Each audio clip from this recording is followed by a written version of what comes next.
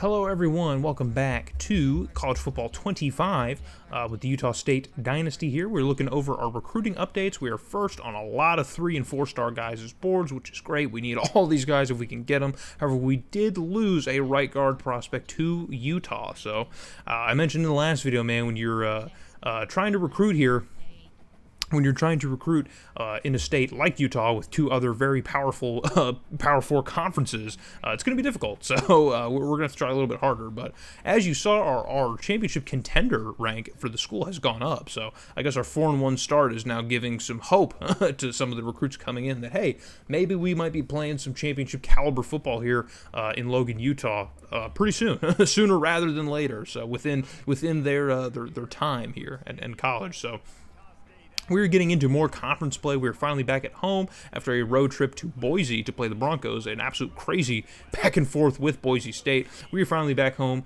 at Maverick Stadium to play the UNLV Rebels. And honestly, I would have preferred if that be the road game. I want to see what Allegiant Stadium looks like in this game. I haven't seen it yet, so I think I get to play there if we make it to the Mountain West Conference championship game. But let's not get ahead of ourselves. Let's just play the games.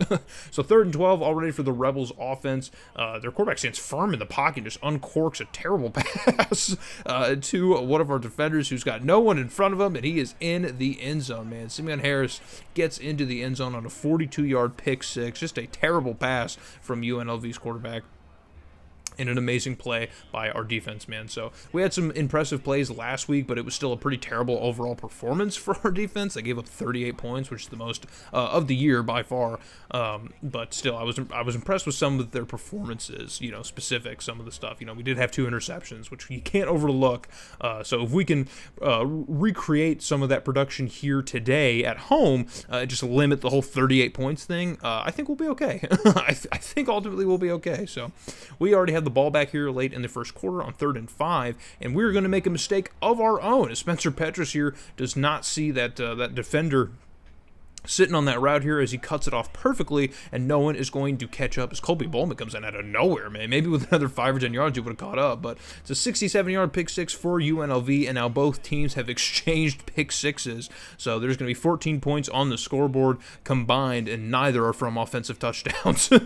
So sloppy football being played already here at home in Logan, so yeah, just a bad one. I thought maybe if I threw that one quick enough, it would get to Jalen Royals before the defender could cut it. Or maybe I thought he was going to trail Jalen Royals, like Jalen Royals was going to just cut across the middle of the field and his defender was just going to basically be playing catch up, but instead he just kind of repositions and just cuts that route off entirely. So good play by UNLV. I'll give the credit there. So on 1st and 10 now on our next offensive drive, we're going to uncork this one, and we finally find through the pocket there was 3 Rebels in the vicinity, but we were able to kind of thread that needle and get that one to Jack Hystera across the middle of the field to get us a first down. So at the 40-yard line now, we're going to hand it off to Briggs Jr., who cuts outside here, just enough speed to get past the defenders who were in the backfield. He was basically dead to rights and just relied on that speed to get inside. So on 2nd and 6 now, I don't know how that one was caught. I have zero idea. I don't know how that was even caught and not picked, but I'll take it. So on 3rd and goal here, we're going to try and go with a cheeky pass play on the play action, but UNLV is not tricked in the slightest. So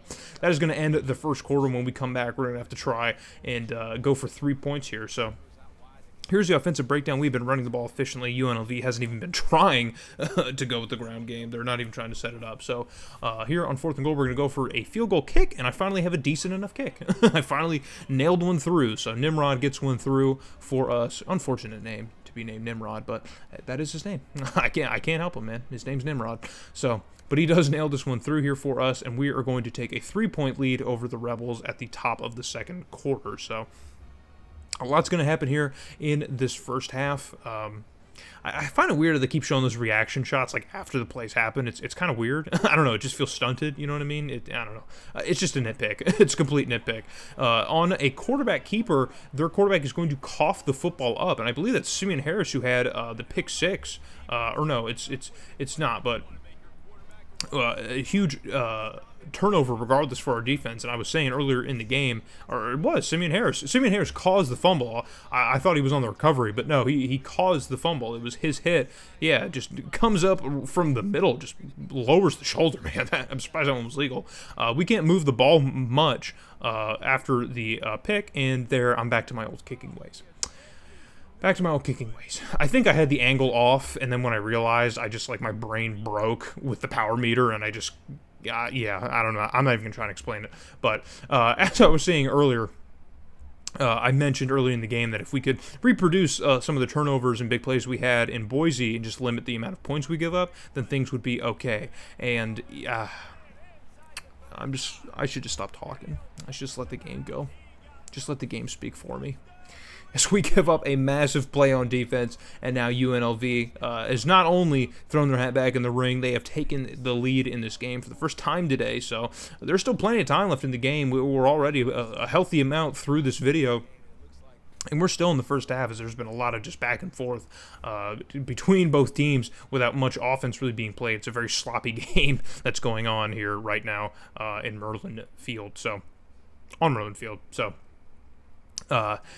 now jeez, I'm falling apart. UNLV now on 4th and 1 now from our 37. They're going to try and get some points here before the half is up, and it's a very long field goal, and he nails it through. So UNLV is going to add even more points as neither team has really been able to do much of anything on offense during the rest of the second quarter.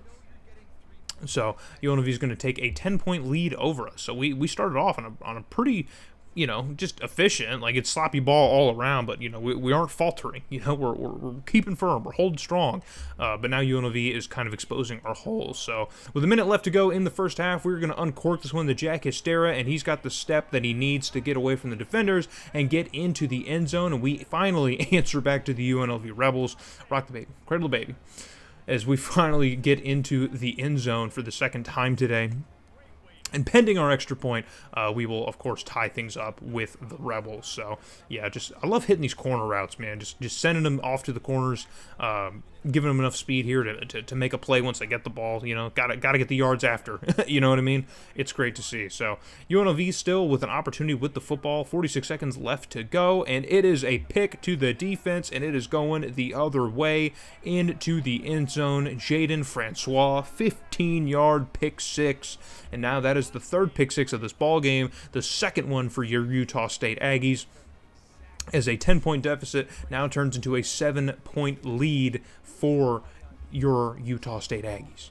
So 40 seconds left to go in the first half, and we've kind of already busted things kind of wide open. I mean, not wide open, but like shifted the momentum, so to speak. It's a complete different ball game now, as we get some big defensive plays. And I was talking about that. We need more defensive plays. UNLV gets the ball back into our territory, and they want to try another one from the 38. They tried the first one from the 37, and we're going to run into the kicker and draw the flag here. But he manages to nail it regardless. So clearly it didn't impede his ability to make the kick. So they're going to decline that and just take the points. And that's going to end the first half. So 20-24 is your score here in Logan. And here's the stat that they're focusing on, the third down percentage, if you will, the opponent third down percentage. So I guess we have not converted a third down so far in this game, which would kind of dispel why things have been so rough for us to start things off in this game. But the big defensive plays were the things I was really harping on at the start of this video, and we have, I think, done a decent enough job here, even though we've given up one ourselves to UNLV. I think we've done a good enough job here on defense to really keep us in this ball game. So you got to think about it. Without our two pick sixes, this is easily a 10-20 game, so we'd be losing pretty handily. So with 2 minutes left in the third quarter now, pressure is on Petrus, but he does get rid of it to Micah Davis across the middle as he hauls this one in and cuts upfield to get the first down and a little bit more. So on 2nd and 1 hour, we're going to give it to Faison, who's got some room on the outside, and he's going to get brought down by a slew of Rebels before he can get in the end zone. But we're going to keep it on the ground and try and get them that touchdown as we give it to Faison, and he gets up for the 1 yard that he needs for the touchdown. So he had a gaping hole on the left side, and I just stuck with the blocks on the right side. I figured regardless we were probably going to get in, so Not a big deal, but we do score again in the second half to now extend the lead to at least 10. Pending the extra point, we will extend it to 11. So now you can say that things might be opening up. So if UNLV can't stop getting field goals and can start getting touchdowns, this game might get out of hand for them. So on 2nd and 12, and it is uncorked, and it is another interception. It's another pick by UNLV, man. Just not a great game for their quarterback. I think that's his third? I think it's his third. And he's fumbled. He fumbled himself, so y'all might want to bench that boy. I think he's had a day.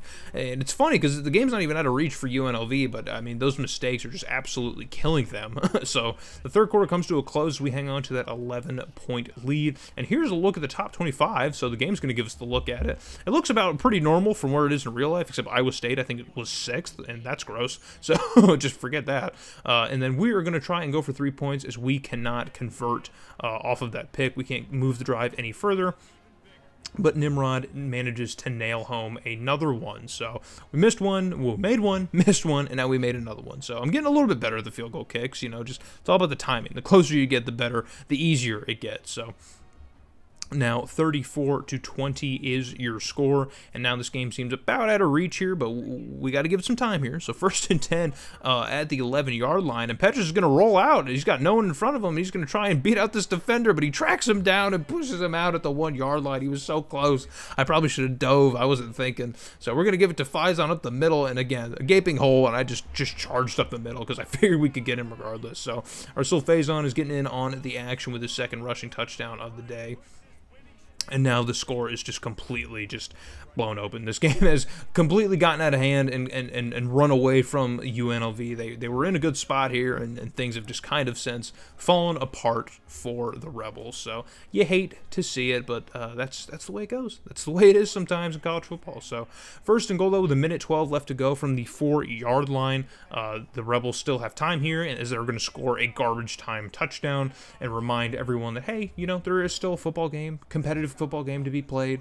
Not really, but they are going to score here. And pending the extra point here, we will be looking at a 27-41 point game. Just kind of nuts, dude. It's kind of crazy that we were able to beat them to that level here. Obviously, if no more points are scored, but I can't believe that it took them that long. And yeah, dude, you might as well.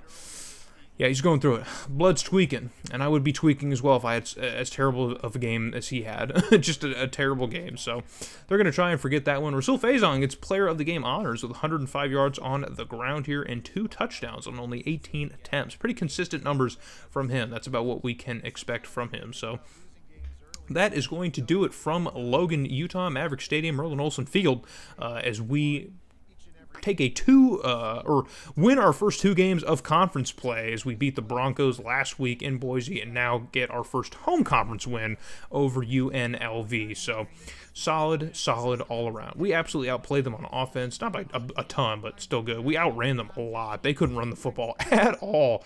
Again, a terrible pass breakdown for Spencer Petrus, only 9 for 21, but it was enough to get things done. So we are a big running team here. That's kind of the theme. We're the big running team. So I'm okay being the big running team because, I normally don't run in the other games on the channel, in the other series on the channel. And so if we can actually get some fun running back play in this game, then that might be a little bit more entertaining. So Rasul Faison again with the over 100 yards here. Briggs Jr. also had 46 yards. It's, not like a ton, but it's something to point out. Jack Estera leads the team in receiving here. Not much really to speak of as far as the rest of the receiving breakdown goes. Taking a look at the line, how the line looks, but we're going to end things here, and in next week, we're going to get further into the conference play as we are fully in the swing of things. So hope to see you guys in the next video. We're probably going to take to the road, probably another road game. So we're going to need all the support. So hope to see you guys there.